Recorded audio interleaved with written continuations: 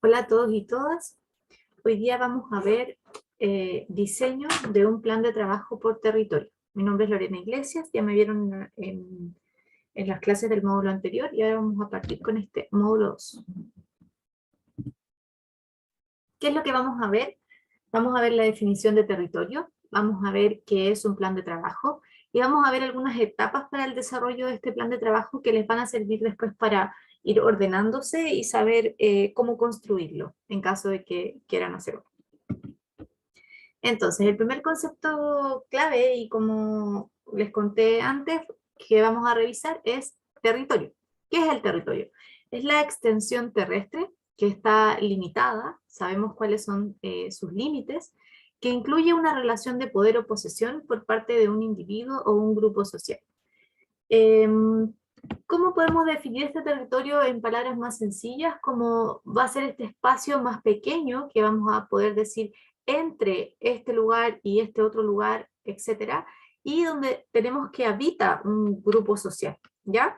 Generalmente podemos ver que existen planes de trabajo o proyectos a nivel, como se dice, por ejemplo, a nivel país.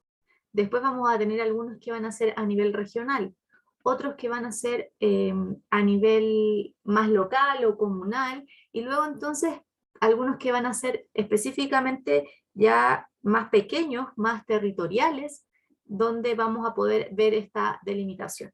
Ustedes también trabajan en centros de salud familiar y podrán ver que, por ejemplo, los sectores de los centros de salud están definidos por territorio, están delimitados por ciertas calles o por ciertas unidades vecinales, donde a cada uno de los sectores les corresponde cierta unidad vecinal o cierta calle hasta desde, ¿cierto?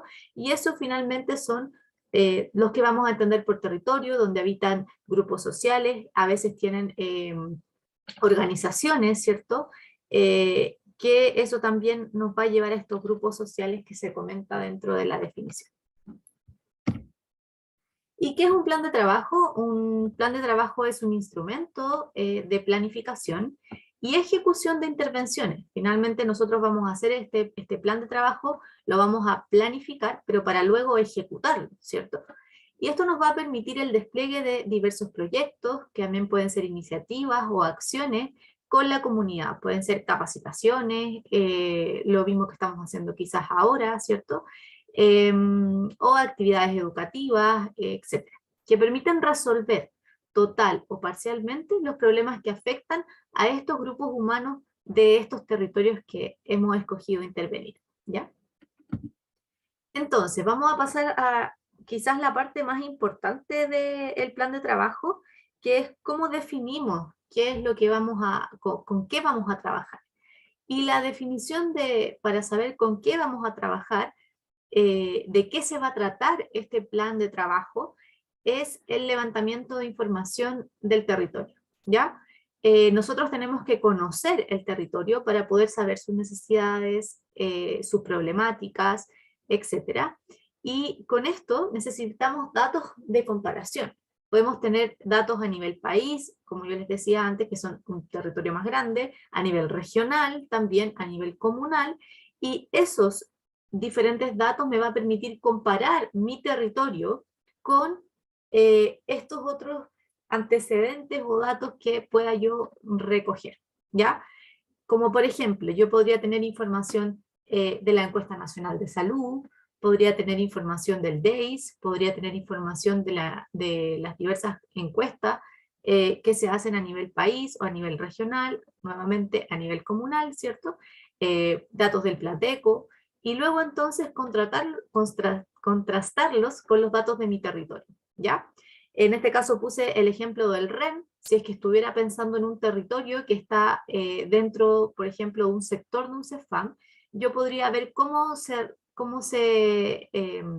desenvuelve o cómo se desarrolla ese territorio específicamente consultando el REN. De hecho, podría ver si es un territorio más pequeño, incluso comparar los datos de todos los sectores del CEFAM con el sector que, que estoy trabajando, ¿ya? De esa forma podría ver quizás que en ese territorio existen como la imagen que se ve acá, existen ferias libres. ¿Cuántas ferias libres existen? Si es que yo quisiera ver el acceso que tienen las personas a la compra de alimentos como frutas y verduras, ¿ya? O algunos abarrotes. También podría ver si este territorio cuenta con áreas verdes, si tiene plazas, si tiene juegos, si tiene gimnasios, ¿ya? Toda esa información va a ser muy relevante, no solo la información precisamente de salud, sino que también todo lo que conlleva el territorio y cómo se desenvuelven las personas dentro de él, ¿ya? Otra cosa que es muy útil son los datos comunitarios, ¿ya? Datos que uno pueda recabar dentro del mismo territorio. Esto lo uno puede hacer con la participación social, que obviamente es muy importante. Uno podría hacer consulta ciudadana dentro de los espacios que acabamos de comentar, como las ferias libres del territorio o los espacios de áreas verdes del territorio, donde se junta la mayor parte de la población y así poder hacer estas consultas ciudadanas o estos cuestionarios sobre las temáticas o las cosas que puedan ser importantes para las personas que habitan, ¿ya? Entonces, con toda esta información que tengo sobre ya sea salud, sobre cómo se desenvuelve el territorio socialmente, quiénes son los dirigentes de esos territorios, si existe un lugar donde la gente se junte, habitualmente los clubes de adultos mayor, cuántos son, existe en este territorio gente muy longeva, o no, o más bien existe gente joven, existen migrantes, ¿cierto? Etcétera, todo eso me va a poder dar todo el sustento teórico, ¿cierto? Para poder identificar cuáles son las problemáticas del territorio, ¿ya? Al saber las necesidades que pueden ser ya físicas o de salud, que tiene esta comunidad, cuando digo necesidades físicas puede ser que hayan personas que tengan alguna discapacidad y necesiten una rampa, por ejemplo. Eso es una necesidad física, algo que tiene que ver con infraestructura. O en este lugar hay una necesidad imperiante de hacer actividad física, pero llueve mucho y necesito un lugar techado, ¿sí? Entonces todo eso que tiene que ver con la infraestructura van a ser estas necesidades físicas y ya sea como esto están dentro de un curso, ¿cierto?, que tiene que ver con salud, están las necesidades de salud que también se van a levantar como parte de la mirada de los investigadores o de la gente que está levantando este plan de trabajo, ¿ya? Cuando yo tengo, y se van a dar cuenta que no van a tener un problema, sino que van a tener muchos problemas, ¿ya? Entonces hay que hacer un listado con todo esto que identificamos y poder priorizarlo, ¿ya? Y eso es fundamental, porque yo no voy a tener los recursos para poder hacer todo. Puede que hayan problemas que sean más importantes que otros, pero puede ser que yo no tenga la capacidad, puede ser teórica, que yo no tenga los conocimientos para poder atender ese problema que quizás es más prioritario, ¿ya?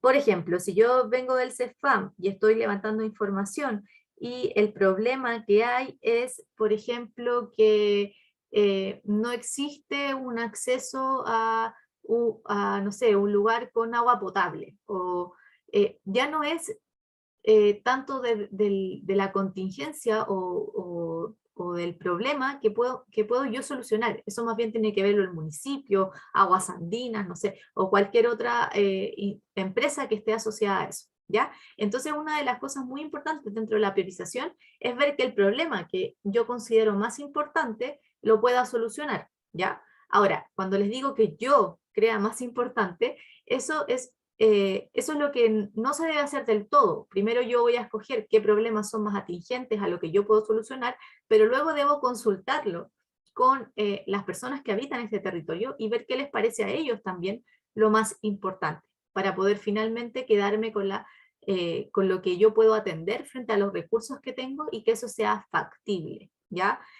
Si la necesidad de esta comunidad es la construcción, por ejemplo, de un gimnasio, entonces probablemente yo no tengo los recursos, no es factible que yo pueda generar esa obra, etcétera. Entonces no lo voy a poner como dentro de la priorización de estos problemas, ¿ya? Muy importante que lo recuerden. También otras herramientas que se pueden usar dentro del plan de trabajo es el FODA. Me imagino que algunos ya lo han visto, uno se puede hacer un FODA a uno mismo, ¿cierto? Así que esto también se puede aplicar dentro del plan de trabajo, que es realizar entonces y ver cuáles son las fortalezas que va a tener este proyecto o este plan, o cuáles son las fortalezas del equipo para realizar este plan de trabajo, cuáles son las amenazas que se pueden percibir, cuáles también pueden ser las oportunidades y las debilidades. Ya no lo dije en orden, pero cada una de las siglas de FODA entonces es una de estas palabras que está acá, ¿ya? Sigo entonces con el plan de trabajo pensando en que ya sé cuál es la temática a abordar, ya sé cuáles son las debilidades, las fortalezas, las oportunidades, tanto del proyecto como del equipo de trabajo, entonces comienzo a plantear el objetivo, ¿ya?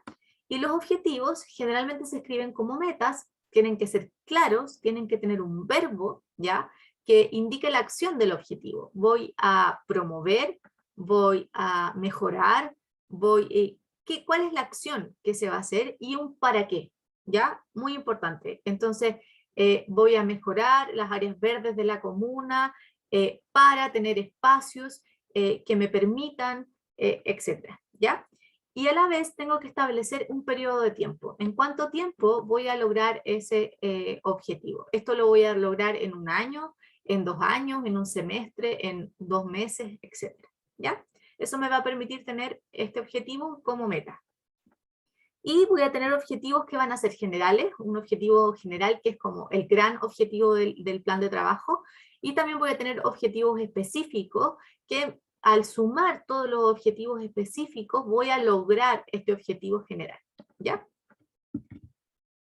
Entonces, es esperable que nosotros usemos matrices para esto. ¿Por qué? Porque las matrices ayudan mucho a ordenar todo lo que tiene que ver con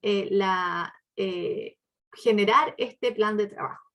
Una matriz que es muy útil es la que les voy a presentar ahora, que dice el objetivo específico.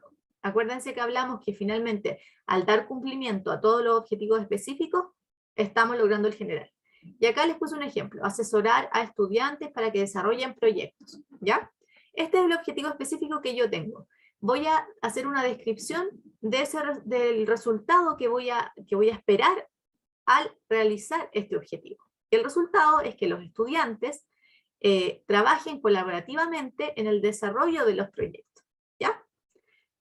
¿Qué espero yo como meta? Espero que como meta los estudiantes puedan presentar al menos un proyecto de forma anual, ¿ya? ¿Cuál va a ser el indicador? El indicador va a ser el número de proyectos presentados en un año. O sea, si yo al sacar este indicador tengo al menos uno o me doy cuenta que tengo dos, entonces doy cumplimiento a esta meta, ¿ya? Pero ¿dónde voy a verificar si esos proyectos se hicieron o no se hicieron? Entonces lo voy a hacer en el listado de proyectos en concurso, ¿ya? Voy a ir al listado de proyectos en concurso y voy a ver que mis estudiantes tienen 2 proyectos asignados. Entonces veo, ahí tengo el indicador, que es 2, veo si se cumple o no se cumple la meta, como la meta es al menos 1, entonces esa meta está cumplida, y finalmente yo también di cumplimiento a mi objetivo, ¿sí? Entonces de esa forma, esta matriz es muy útil para poder entonces hacer la bajada de la información y que esto quede claro para cualquiera que lo lea, ¿ya? Eso también es muy importante. Todos deben entender este proyecto, no solo las personas que lo están haciendo, sino las personas que están participando o las personas que están evaluando este proyecto, si es que vamos a hablar de específicamente los recursos, ¿ya?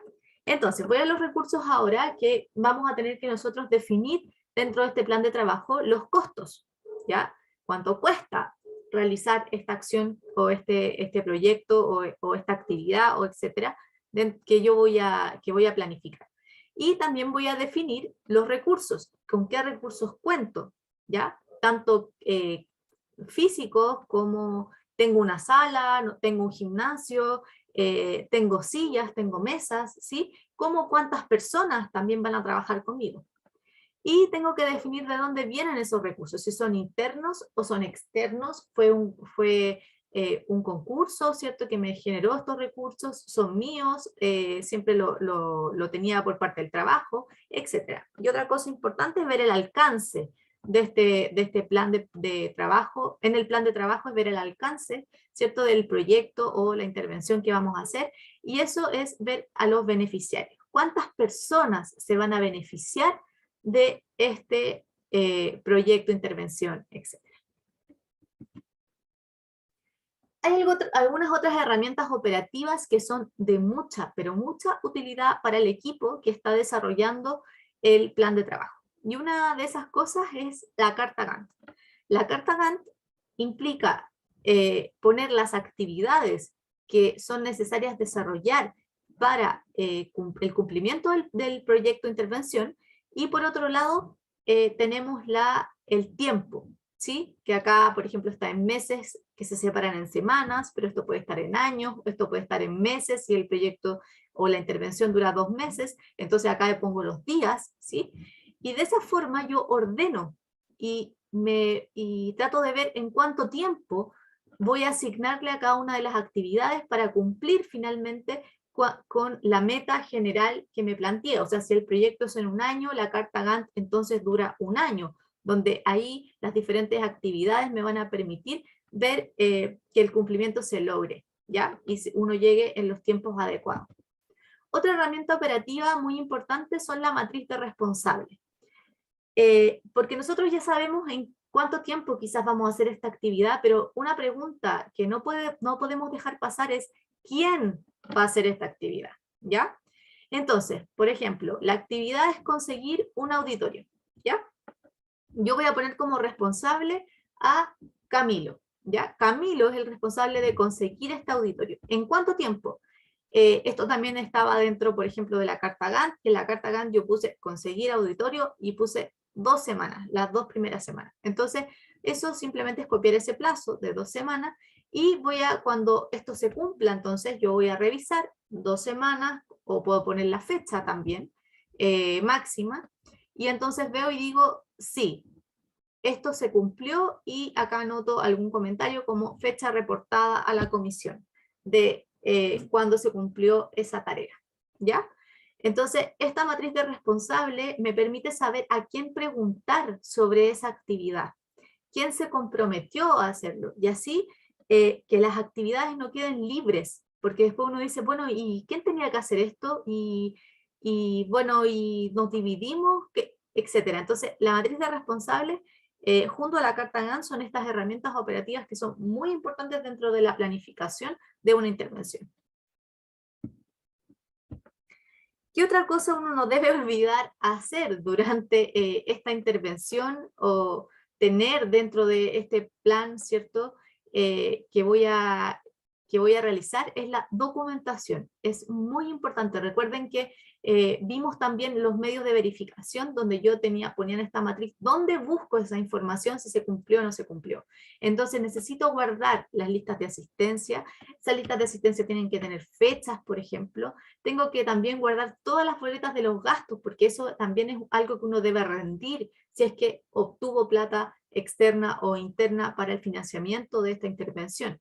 También es importante los documentos de planificación de las actividades, tener todo eso como anexos o dentro del mismo plan de trabajo, para saber que esos documentos deben ser completados y archivados, ¿cierto? Y también generar medios gráficos y audiovisuales de verificación, para también saber que las actividades se cumplieron y que esos recursos que me entregaron, entonces, fueron usados de forma correcta de acuerdo a la planificación de esta intervención, ¿ya? Por último, entonces, y no menos importante, es la evaluación. Uno, cuando termina un proyecto, una intervención en el territorio, entonces uno debe saber si las metas que uno se planteó se cumplieron, si los criterios de éxito se cumplieron, y no solamente quedar con que, bueno, se hizo la intervención y listo, ¿ya? La evaluación es sumamente importante, porque además la evaluación no solo al final de las actividades, sino que las evaluaciones intermedias me permiten hacer también un plan de mejora. ir mejorando las actividades si es que entre medio las pude ir evaluando, y finalmente hacer la evaluación global de el programa, ¿cierto? Estableciendo si estas metas generales dentro de los objetivos y dentro de las mismas actividades se fueron cumpliendo.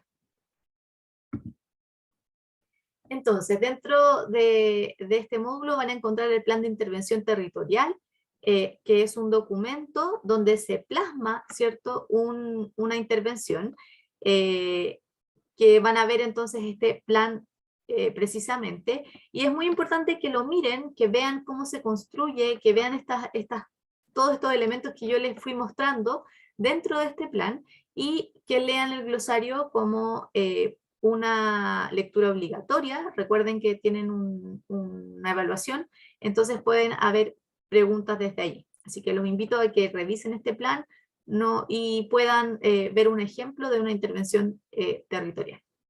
Que estén muy bien. Muchas gracias por su atención y recuerden que todo tipo de preguntas vamos a estar atentos al foro.